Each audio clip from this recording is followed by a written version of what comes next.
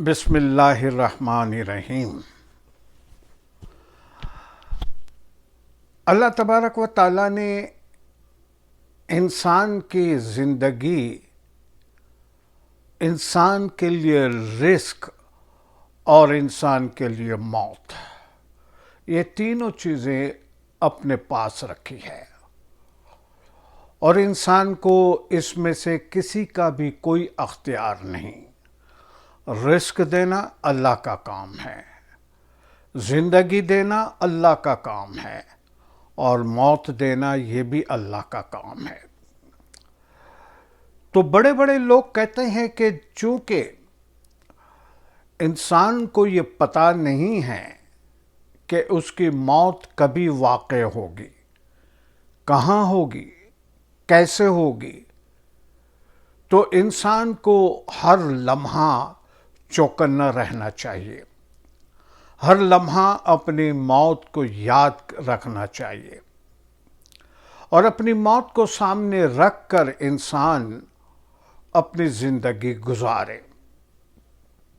یہ تو عام مذہب کی بات ہو گئی، مذہب کا فلسفہ ہو گیا، لیکن انسان یہ ساری چیزیں جاننے کے باوجود انجانا بن جاتا ہے، یعنی اسے موت یاد ہی نہیں آتی جب تک کہ کوئی رشتہ دار، کوئی دوست برادر نظروں سے اوجھل ہو جائے، موت کے منہ میں چلے جائے، تب احساس ہوتا ہے کہ ہاں مجھے بھی مرنا ہے۔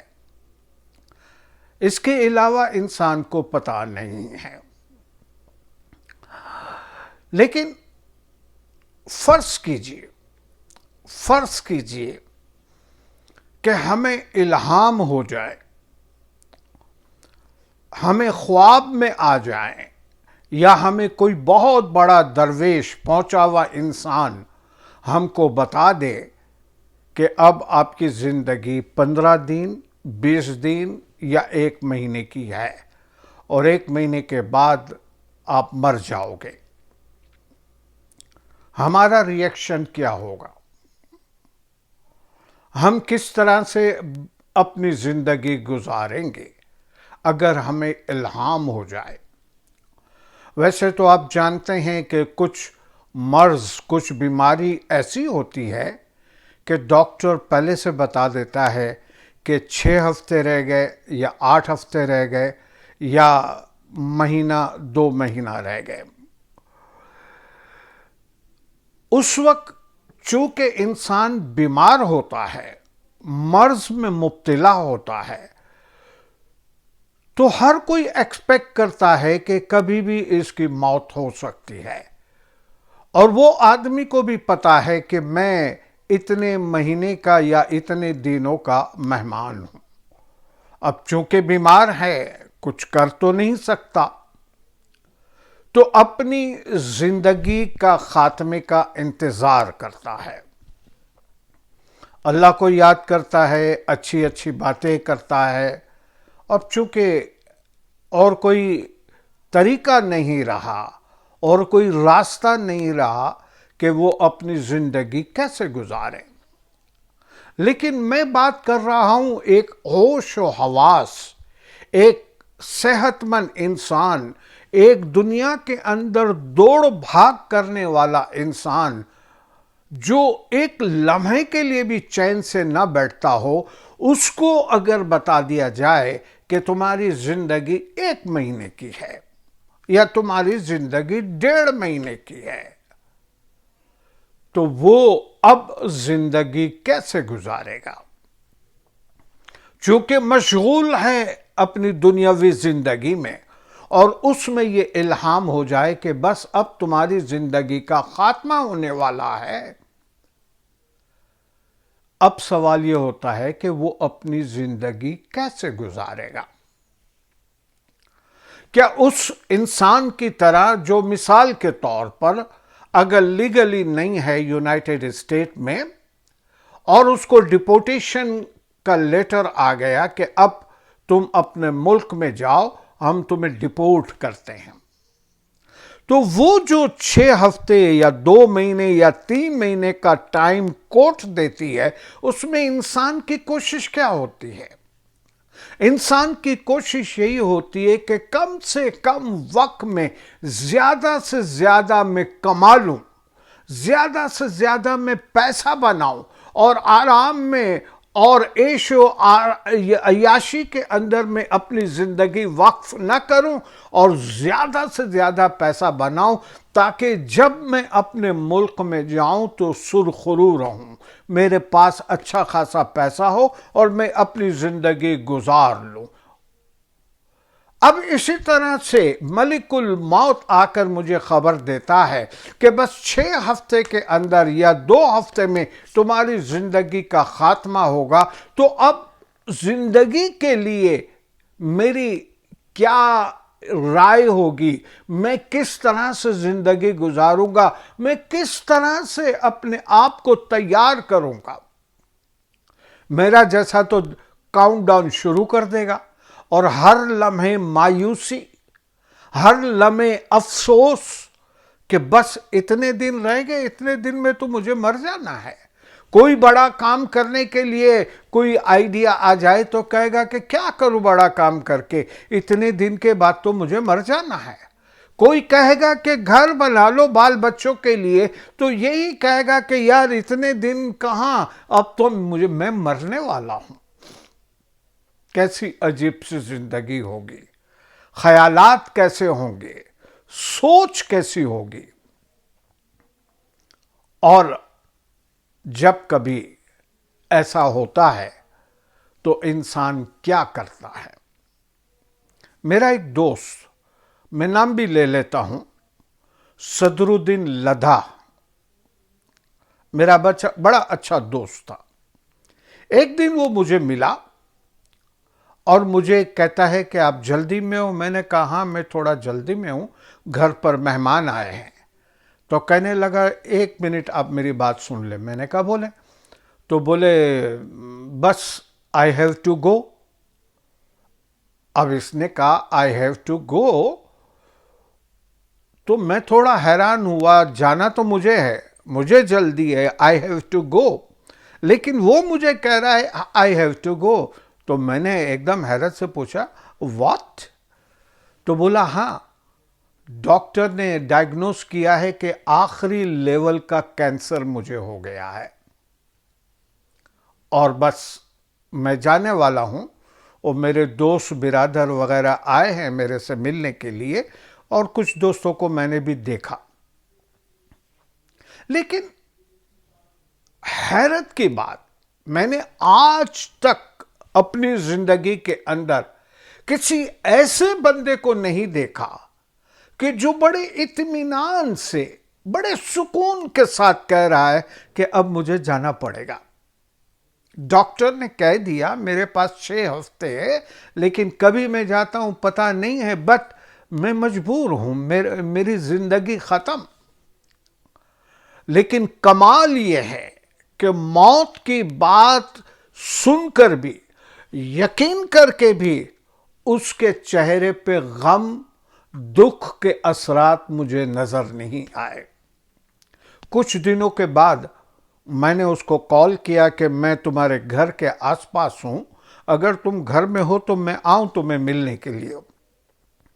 تو کہنے لگا کہ نہیں یار، میں ہے نا اپنی بیگم کے ساتھ باہر نکلا ہوں، مجھے ایسا ہوا کہ میں کوئی سوپ وغیرہ پیوں، تو میں نے بیگم سے کہا، تو میری بیگم اور میں ہم لوگ سوپ پینے کے لیے جا رہے ہیں۔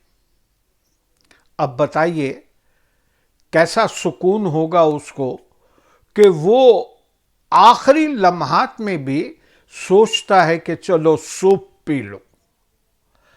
پھر 2-3 دن کے بعد مجھے کال آیا کہ اس کو ہاسپٹل میں داخل کیا گیا ہے اور وہ مجھے یاد کر رہا ہے۔ میں وقت نکال کے فوراً اس کے پاس گیا، ہفتے کا دن تھا، میں اس کے پاس گیا، اس کے پاس مہمان بھی بیٹھے تھے، اور یہ بڑے سکون سے تھا، بڑے سکون سے۔